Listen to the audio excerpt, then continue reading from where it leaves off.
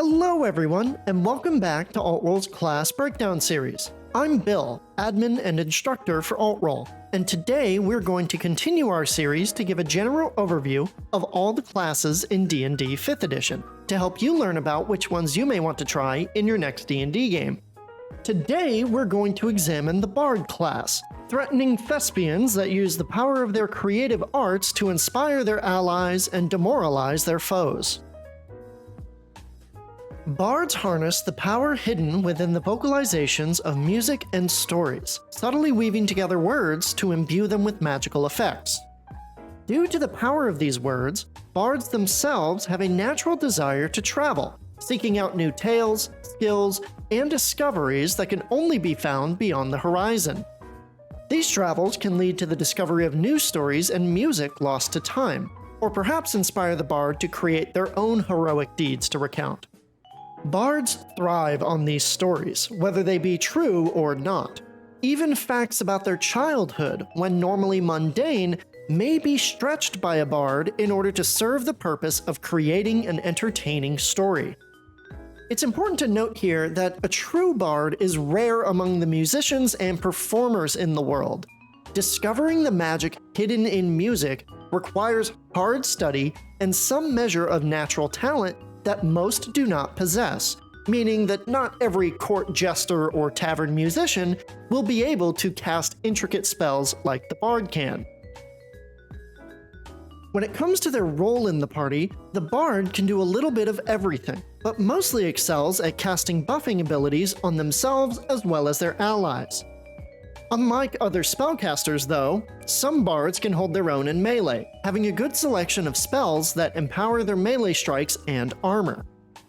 They also have a lot of abilities that grant them wide-ranging knowledge, which in turn lets them do a variety of skills relatively well, while also becoming experts in some skills to specialize for roleplay encounters. Overall, the bard is a good support caster in combat, with great skill diversity for roleplay encounters, but can be tailored to fill a variety of roles within the party based on what is needed. To help summarize the bard and clarify its role, let's go through a quick pros and cons list that I've organized into 3 main points for each. Starting with the pros, the first is that the bard has great support options. Through spellcasting and base abilities, the bard gets a wide variety of things that they can do to help allies heal, buff up their attacks and defenses, and get bonuses to their dice rolls, meaning allies can stay in the fight longer and have higher chances of succeeding in their attacks, skill checks, and saving throws. The second main pro of the bard is that they also have great control options. Though primarily available through spells, the bard has access to some of the best control spells available to incapacitate their enemies through debuffs and status effects. Some of the subclasses we'll discuss later also specialize the bard into this category, making them one of the best control casters available. The third and final pro of the bard class is that ultimately they are versatile. As stated earlier, the bard can do a little bit of everything depending on what's needed. They can cast offensive spells, healing spells, buffing and debuffing spells, and even defend themselves in melee if they get caught out. Plus, their skill diversity means that they can specialize in any specific skill category if the party gets stuck on a roleplay encounter. So overall, we can see that the bard is a versatile caster with good support and control options. However, there are some negatives to the class that we need to address, the first of which is that the bard is multiple ability dependent. Relying on charisma, dexterity, and constitution to be optimal, most bard characters will have to sacrifice one of these 3 ability scores initially, depending on how the ability scores are generated. So, most bards have to choose between their spellcasting prowess, their armor class and melee efficiency, or their health pool when starting out at lower levels. The second main negative of the bard class is that they're pretty fragile. While bards can defend themselves in melee, they are by no means good at tanking attacks. With only a d8 as their hit die, and relying on light armor in the early to mid game, their armor class and health pool will be too low without the use of buffing and healing spells to keep them from getting knocked unconscious. However, there are one or two subclasses that specialize in melee combat that attempt to fix some of these problems a bit, and we'll discuss those later in the video. Lastly, the third main negative of the Bard class is that they are complex. Having a ton of versatility and options available cuts both ways for the Bard, as sometimes it can be difficult as a player to figure out which options to use in certain scenarios. Similar to druids and clerics, bards need to keep in mind the strengths and weaknesses of the party as a whole when making decisions in-game, which inherently adds a complexity to bard characters not found in the more straightforward class options. With the overview laid out and the pros and cons analyzed, let's next review the unique class abilities that the bard earns as they level up.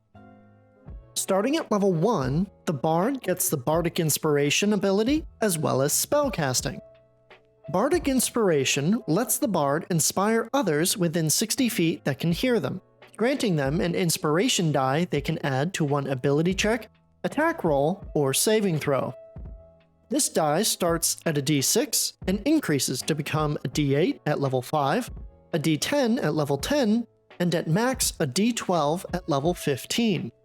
This ability can be used a number of times equal to the bard's charisma modifier, and spent uses are regained upon finishing a long rest.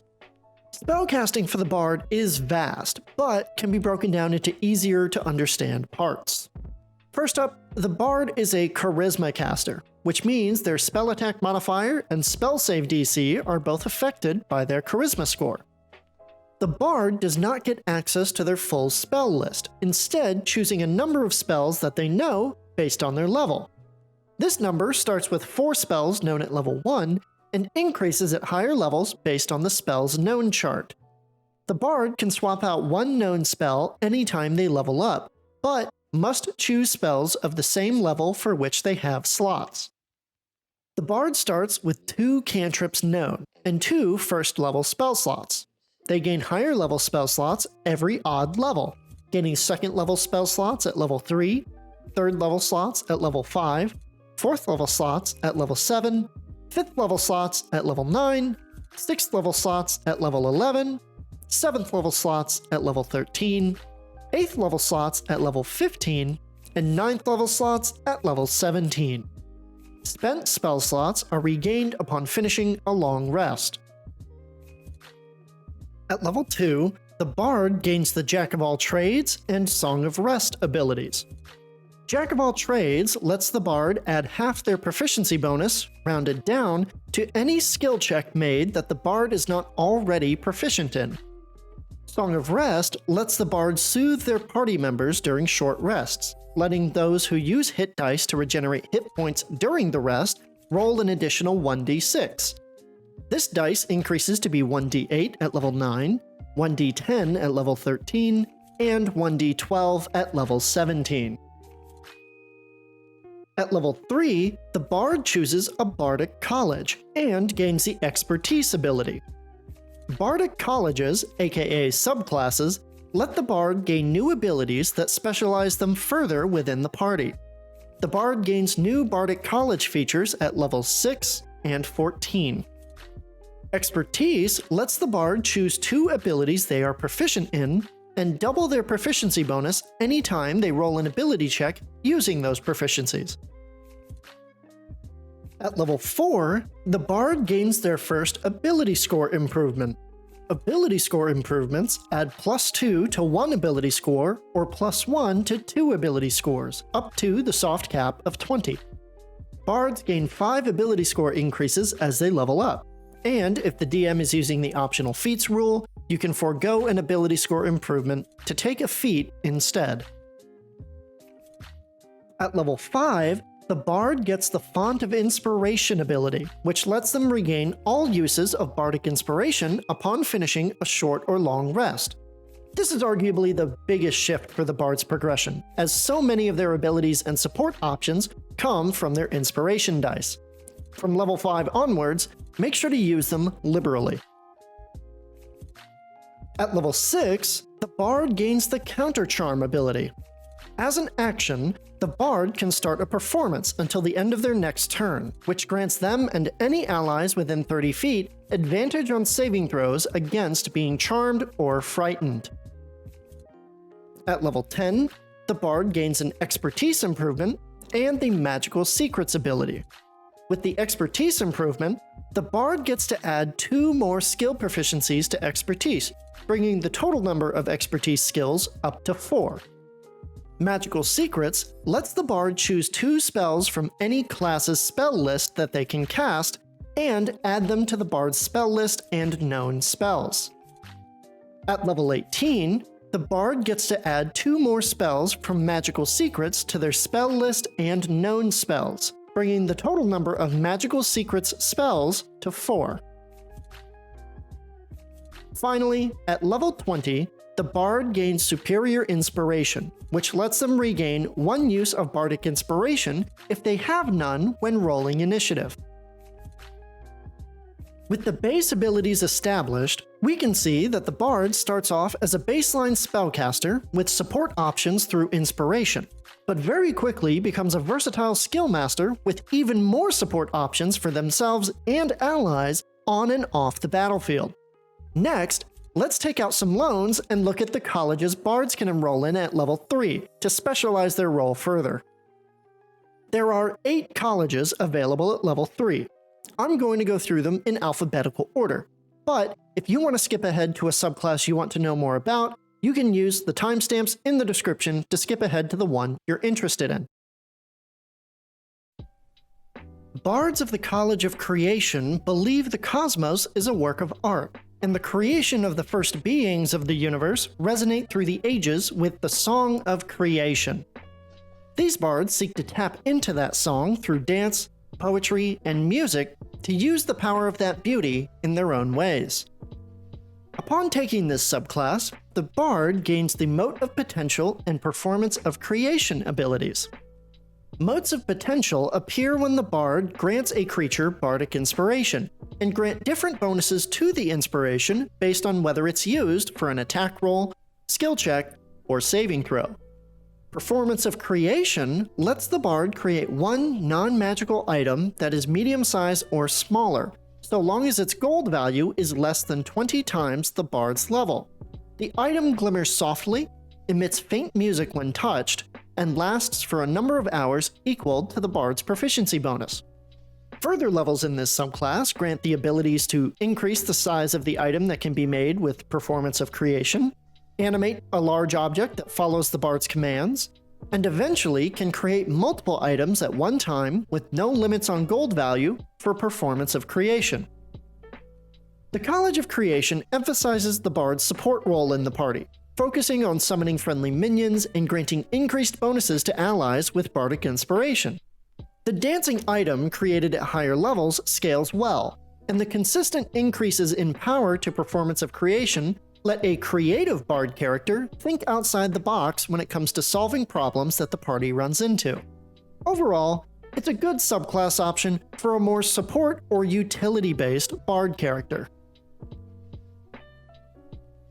Bards of the College of Eloquence trade sonnets for soliloquy, focusing on a blend of logic and theater to outsmart their opponents and woo the emotions of their audience. When taking this subclass, the Bard gains the Silver Tongue and Unsettling Words abilities. Silver Tongue lets the Bard treat any persuasion or deception checks that rolls lower than a 10 as a 10 instead. Unsettling Words lets the Bard expend a Bardic Inspiration die to subtract the number rolled from an enemy's saving throw. Further levels in this subclass let allies of the Bard keep Bardic Inspiration if they use it and the roll fails, make the Bard able to be magically understood by nearby creatures regardless of language, and eventually can spread Bardic Inspiration to nearby allies if an ally that was already inspired succeeds on a roll where they used the Bardic Inspiration die.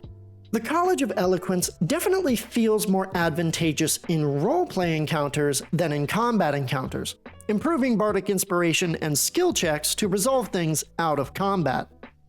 While I personally would have liked to see some abilities that make them able to talk down enemies or persuade them to flee, the ability to allow allies to keep inspiration if they fail means that there's never a cost to a bardic inspiration failing, rewarding the bard and their allies for using it more often.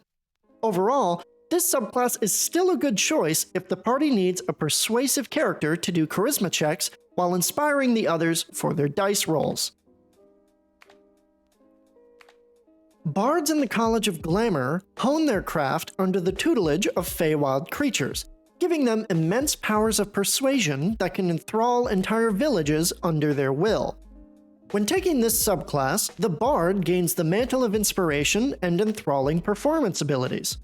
Mantle of Inspiration lets the Bard grant temporary hit points to nearby allies, allowing them to immediately move up to their max speed without provoking opportunity attacks. Enthralling Performance lets the Bard do a performance to charm those who watch it, forcing a Wisdom saving throw on nearby creatures. If they fail, they are charmed for 1 hour, speaking glowingly of the Bard and hindering those who oppose them.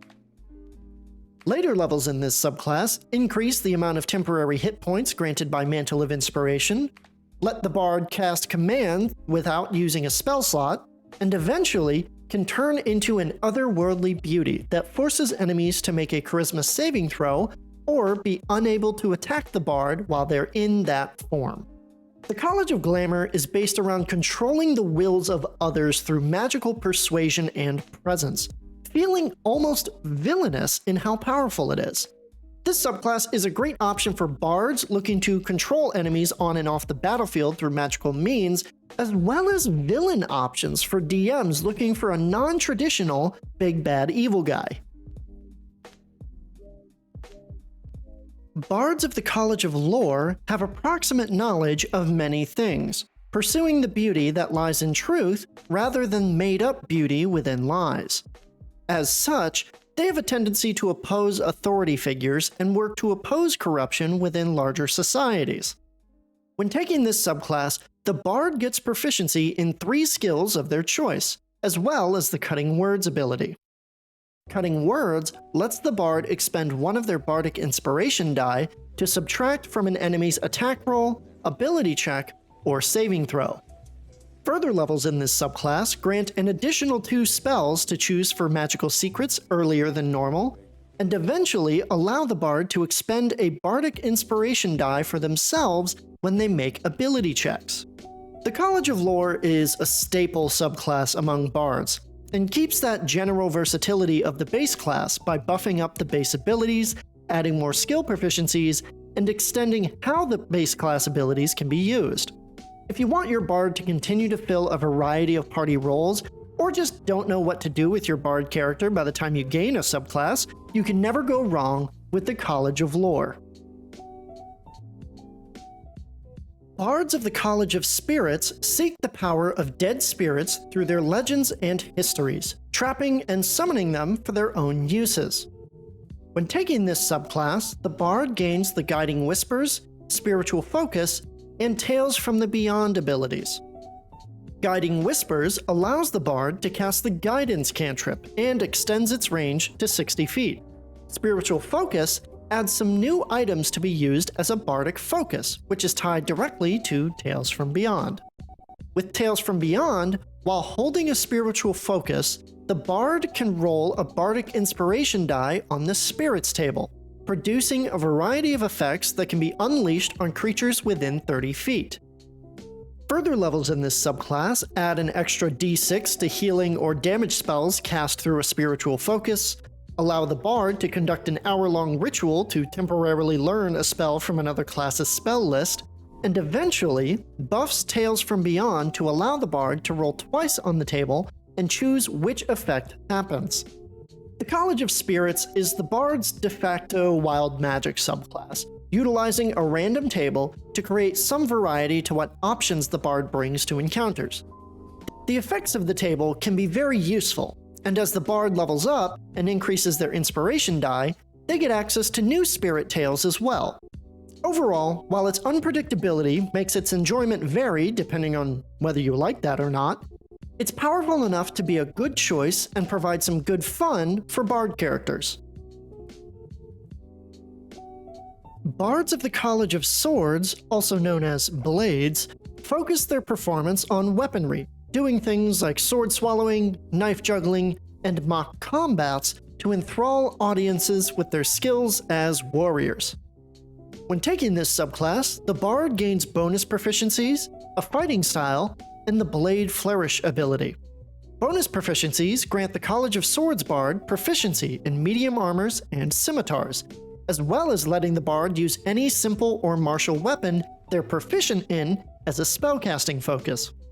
A fighting style lets the Bard specialize their melee style with added bonuses, though they are restricted to choosing either the dueling or two-weapon fighting styles. Blade Flourish increases the Bard's walking speed by 10 feet when they make a melee attack, and when their attacks hit, they can choose one of 3 flourishes to add extra effects by expending a Bardic Inspiration die: defensive, slashing, or mobile. Further levels in this subclass grant the Bard extra attack, allowing them to attack twice anytime they take the attack action, and eventually they can use a regular d6 for their flourishes instead of expending Bardic Inspiration. The College of Swords specializes the Bard into a melee weapon fighter, granting them more options, damage, and flexibility as a dexterity-based melee fighter, so long as they save some of their Bardic Inspiration for flourishes. While not turning them into a frontline tank for the party, the addition of medium armors, extra movement speed, and special flourish maneuvers make the College of Swords a fun martial option for Bard characters that want to deal good melee damage to backline enemies. Bards of the College of Valor honor the deeds of past heroes by singing as skalds do, inspiring future heroes, as well as themselves, to aspire to that same greatness.